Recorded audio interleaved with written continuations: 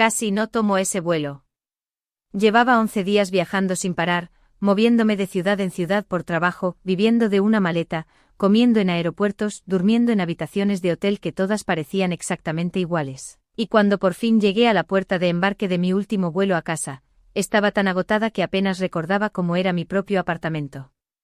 El vuelo se retrasó 40 minutos, así que encontré un asiento cerca de la ventana, me puse los auriculares y me quedé mirando los aviones en la pista.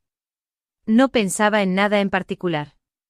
Simplemente estaba agotada. Agotada del viaje, agotada del ruido, agotada de esa sensación de que mi vida se había convertido en una serie de salidas y llegadas sin nada real en medio. Cuando por fin aterrizamos, fui una de las últimas en bajar del avión. La cinta de equipajes ya estaba en marcha cuando llegué, y vi mi maleta casi de inmediato, o eso creí.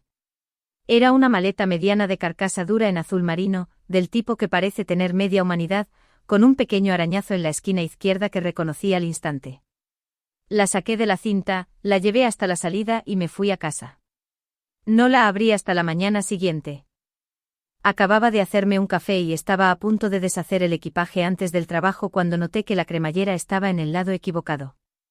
Mi maleta tenía una pequeña etiqueta de cuero en el asa derecha, esta no la tenía. Me dije que probablemente la había cogido en una posición diferente, porque estaba cansada y tenía sentido que mi cerebro encontrara una explicación antes que la verdad. Pero cuando la abrí, la verdad fue inmediata e imposible de ignorar. Esta no era mi ropa. No eran mis cosas de aseo, no eran mis libros, no era nada de lo que había metido cuidadosamente 11 días antes. En cambio estaba mirando camisas dobladas con esmero, un par de zapatos de hombre envueltos en una bolsa de plástico, una novela de bolsillo con una tarjeta de embarque dentro a modo de marcapáginas, y justo encima de todo, colocada con cuidado como si la hubieran puesto allí deliberadamente, había una fotografía. La cogí. Era un hombre quizás de casi 40 años, pelo oscuro, esa sonrisa cansada que tienen las personas cuando son felices pero están agotadas al mismo tiempo. Y en sus brazos, pegada a su pecho con las 2 manos aferradas a su chaqueta, había una niña pequeña. Quizás de 5 o 6 años con el mismo pelo oscuro que él, riendo de algo que quedaba justo fuera del encuadre. Me quedé de pie en mi cocina sosteniendo esa fotografía durante mucho tiempo. Y entonces volví a mirar dentro de la maleta y noté algo que había pasado por alto la primera vez. Metido en el bolsillo de malla del interior de la tapa, doblado en 4, había un papel. No un recibo, no un documento. Un dibujo. Hecho con ceras, morado, amarillo y un naranja muy ambicioso, y en la parte de abajo con la letra cuidadosa y desigual de una niña que todavía estaba aprendiendo cómo funcionaban sus letras, decía: «Vuelve pronto, papi. Te echo de menos». Me senté en el suelo de mi cocina, todavía en pijama, todavía sosteniendo ese papel, y sentí que algo se movía dentro de mí de una manera que no esperaba un martes por la mañana antes de mi primer café. No conocía a ese hombre. No conocía a su hija. Pero algo en ese dibujo, la cera morada, las letras torcidas, la absoluta y sencilla certeza de una niña que solo quería que su padre volviera a casa, me hizo sentir que necesitaba encontrarle. No solo para devolver la maleta, sino porque ese dibujo merecía volver a manos de la persona para quien había sido hecho. Así que cogí el teléfono y llamé a la aerolínea. La mujer de la aerolínea fue amable pero no especialmente optimista.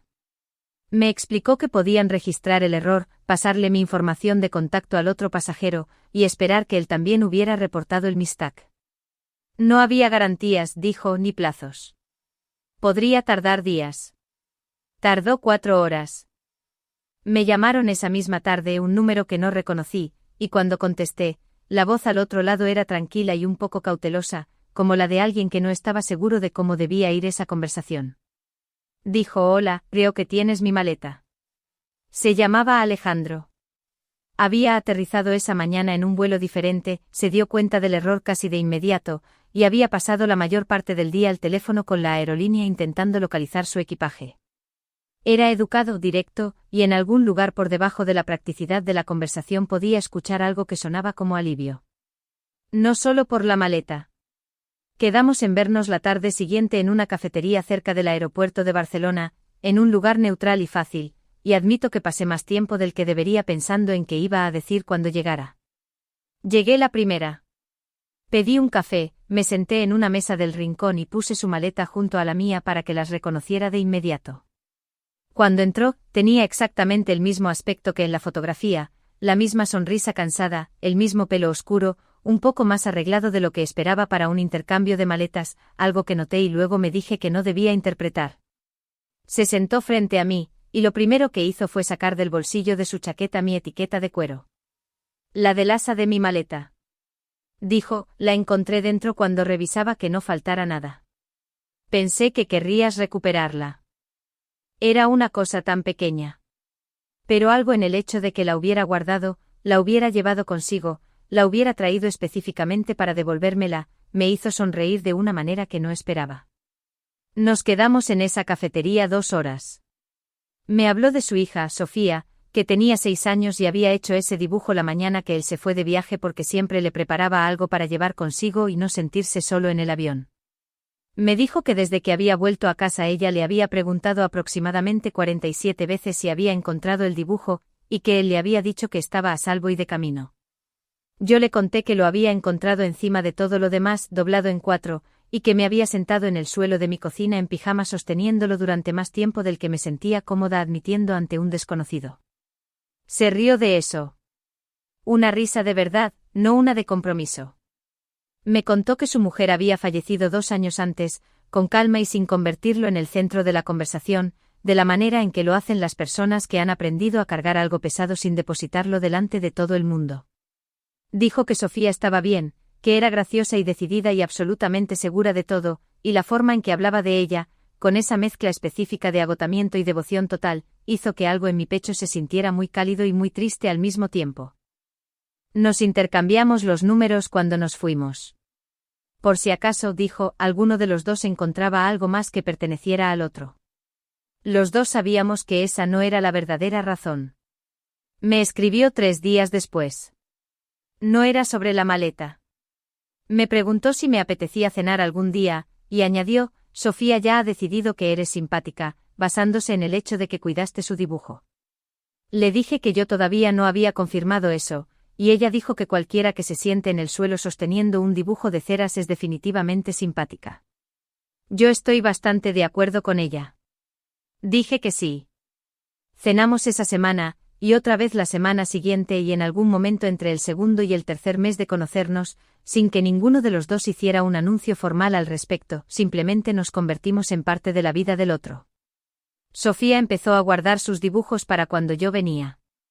Alejandro empezó a saber cómo me gustaba el café sin preguntarlo.